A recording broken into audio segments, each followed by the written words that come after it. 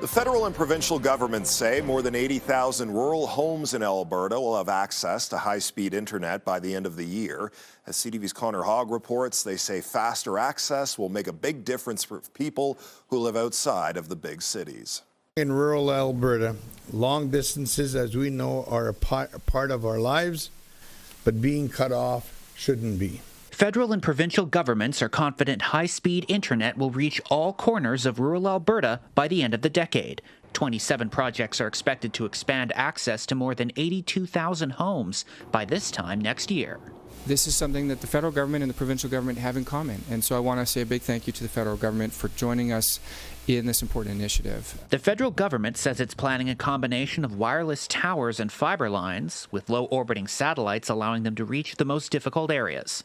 The feds are spending $136 million, the province $112 million, while $124 million will come from private providers. You can communicate quite quickly. That's wonderful. That's progress.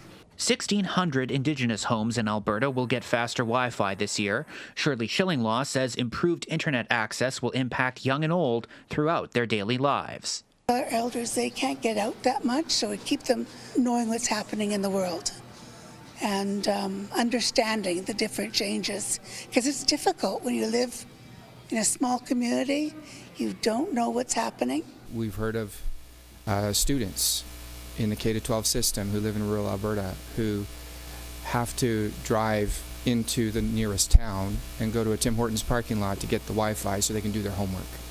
That's a perfect example of what we want to overcome. The projects announced today are expected to be done by the end of 2026.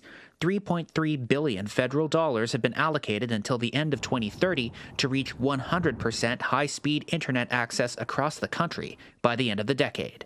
Connor Hogg, CTV News, Edmonton.